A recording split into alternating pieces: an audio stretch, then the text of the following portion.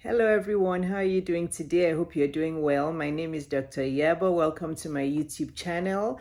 If we haven't met, I'm a board certified pediatrician. I'm a business and lifestyle coach for women, a lifestyle blogger, a motivational speaker, a wife and mama, and I'm also an author. My book Permanent Happiness is on Amazon.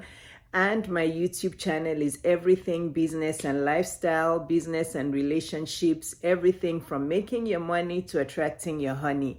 And you know, I'm in red today. You know that it's February, it's the month of love. It's also the month of heart disease awareness. It's also Black History Month. February is a fully loaded month, but the main reason I'm coming on today is just to give you 10 quick tips on how you can improve your intimacy and your sex life in your married life. Obviously, this video is just for married people. If you're single and you're having sex, you can also gain from this, but it's for all my married women because I know sometimes as we get older or we get bogged down with kids and life and work and all the stresses of this pandemic, a lot of people may not be having sex, and I just want to wake us all up that it's the month of February, it's the month of love, and I thought I'd remind us all about intimacy and how we should still keep our groove on. So I have 10 points here that I'm just going to point out to you as a reminder on how to spice up your sex life. I know that I'm newly married. I know that I just got remarried last year, of course. My sex life is hot and I do plan on keeping it hot because, that's just how it is. But some of you may say, well, it's because she just got married and that's, why her sex life is still great. But I'm about to be 51. My husband's about to be 58. Both our birthdays are in April. And we are still active, and I just want to help people out there. I know this is a very awkward conversation, but honestly, I thought this morning, I'm like, it's the month of love. I really need to help my women out there. So let me give you 10 tips on how you can spice up your sex life. Number one, believe it or not, is what I preach every day. Find your life purpose. How does this affect your sex life? Ladies, it does. Honestly, it does. If you have a purpose, if something is waking you up every morning and you're helping people and your life is great and you're happy and you have a meaningful and fulfilled life, you will be in high spirits and you'll want to have sex. Honestly, that is number one.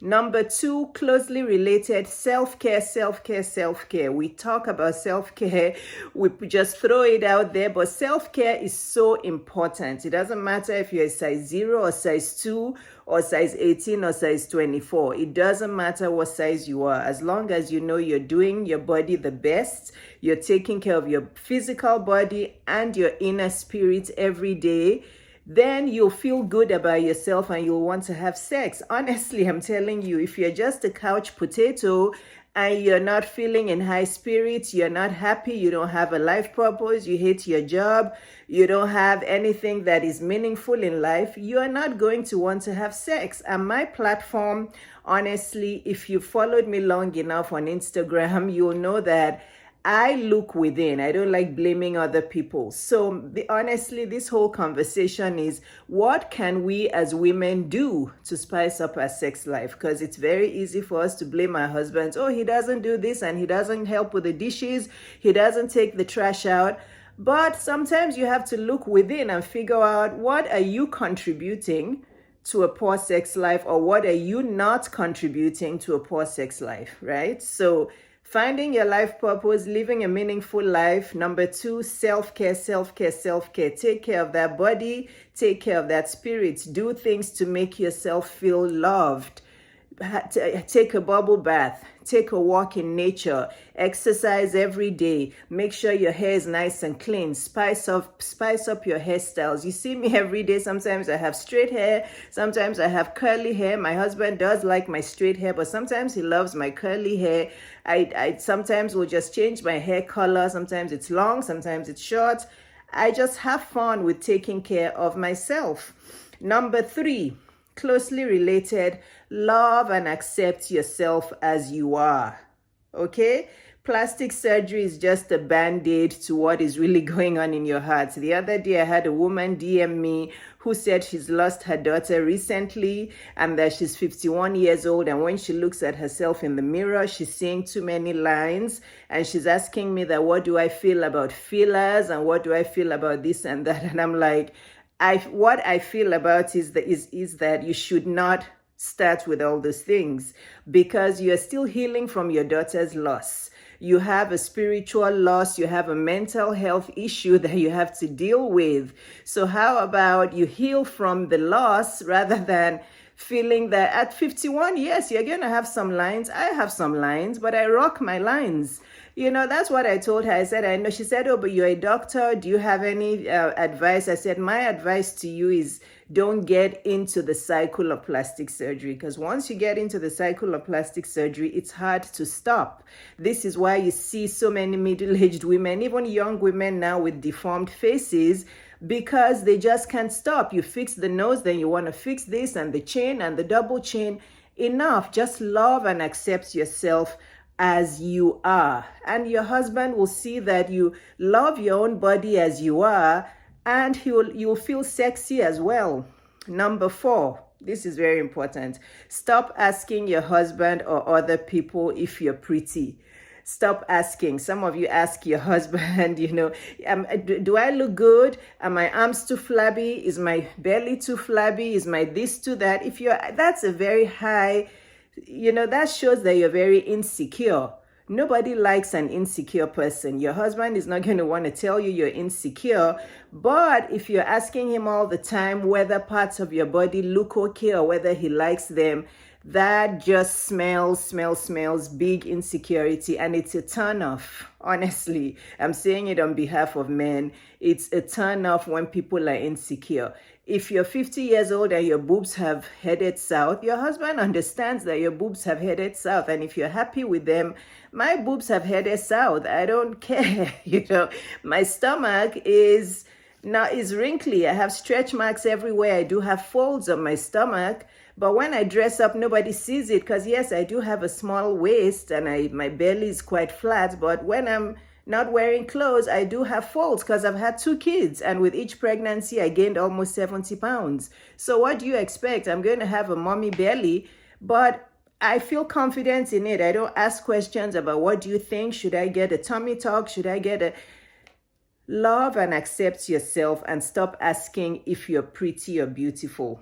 Number 5, plastic surgery. I already talked about that. Plastic surgery, be careful about mending the emptiness in your soul with plastic surgery, because all it's going to do is just a band-aid approach. Keep that money and use it to start a business that will help you fulfill your life purpose, which is number 1. Remember, the number 1 most important thing is, if you're living in your God-given purpose, you'll feel sexy, you'll feel feminine, you'll feel like your life is meaningful, and you'll feel like having sex. A lot of women are depressed.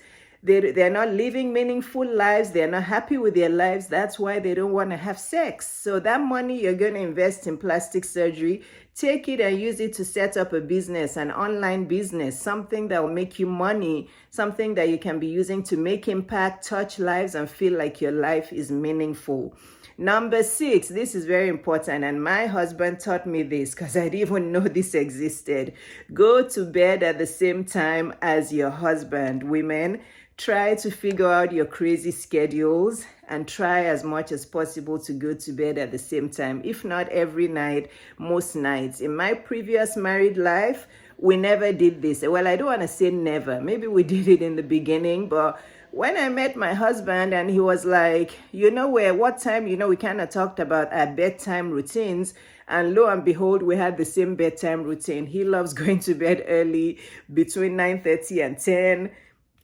He's an early bird like me. He's up at 6 o'clock. So we had identical routines.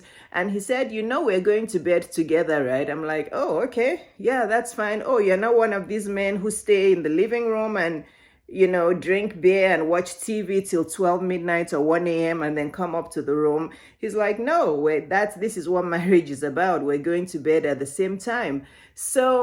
And it has worked beautifully for us. That's something I didn't know before, but my husband brought it to our marriage, and I've read about it since then. And it's like many people talk about it in studies, that couples that go to bed together stay together. So figure out your crazy schedules and go to bed at the same time.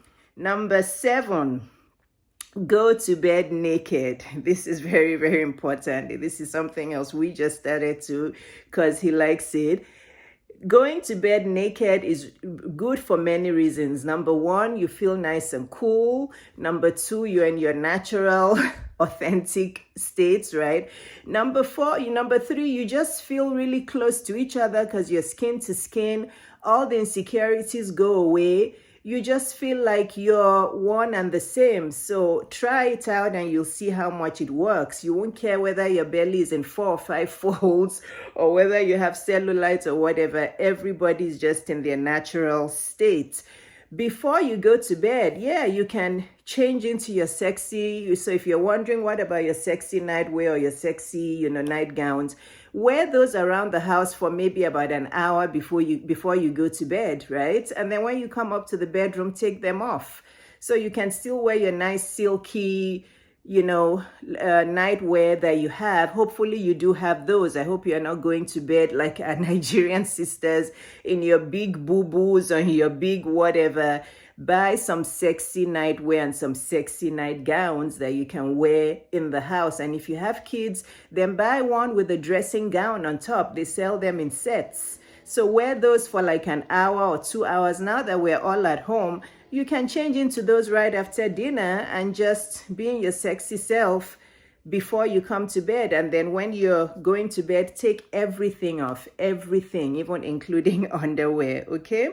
Where are we? Number 8, dress up during the day. Today is Monday.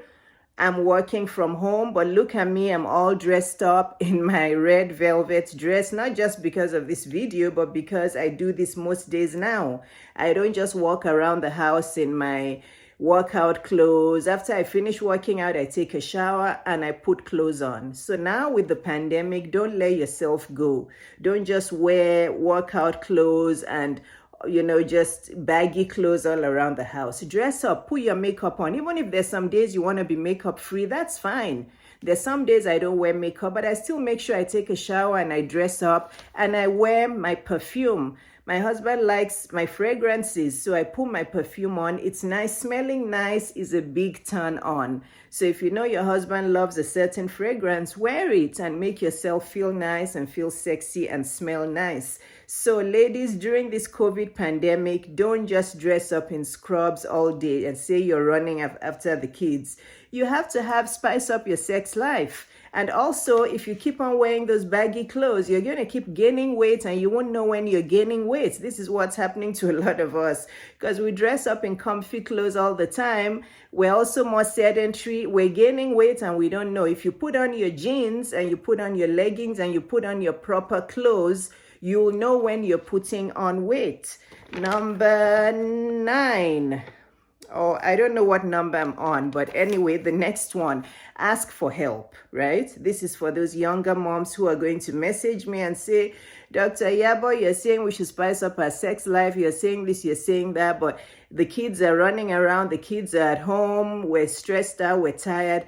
Ask for help and hire help. Talk to your husband in a nice way. No confrontation, no fighting. Let him know that it's time that you guys get help. A cleaner if you can every week.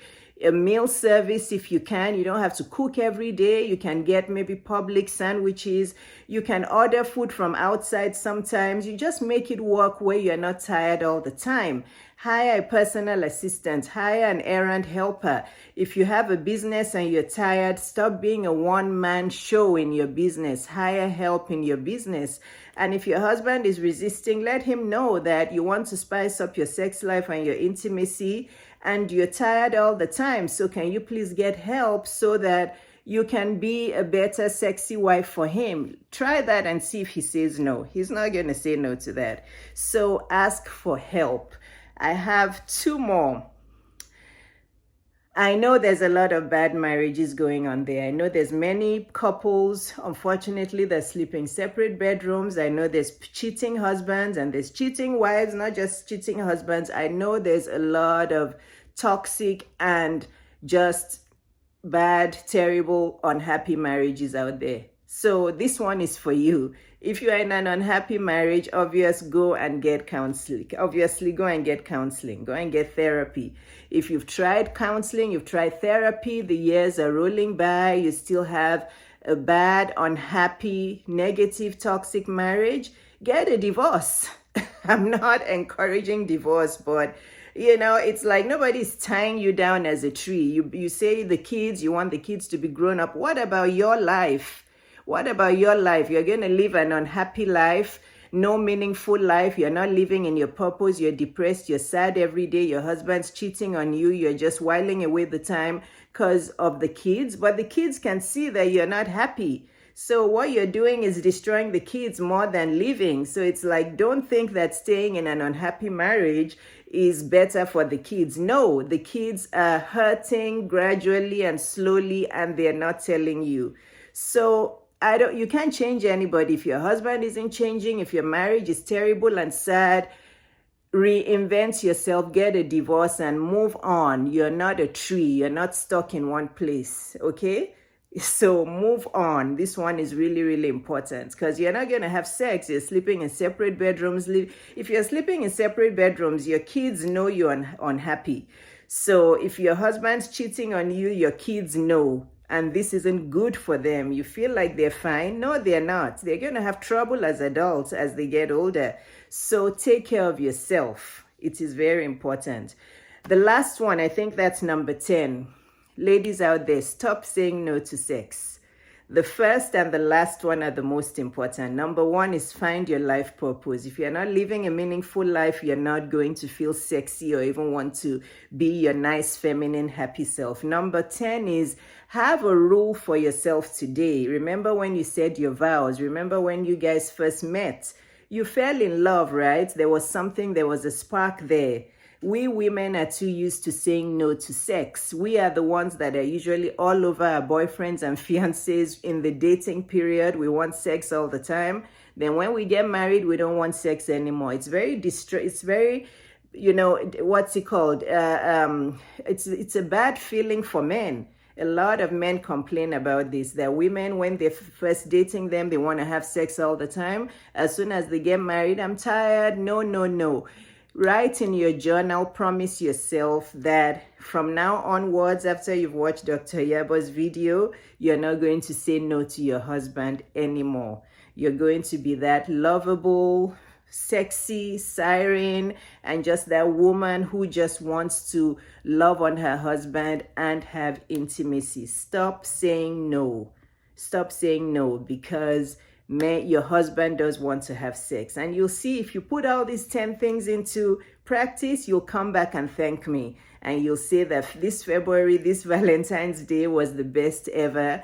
And husbands, you can come and thank me if your wives are now doing all these things and you're having more sex. You can come back and thank me, okay? I do offer dating and relationship coaching. I offer intimacy coaching as well as business and financial freedom coaching. So if you need a coach to help you revamp your whole life from personal to professional, money to honey, hire me as your coach. Go to my website, www.dryabo.com, and hire me as your coach. I hope you had fun with this video. I just really wanted to have fun with it. It is a serious topic, but I wanted to make it fun.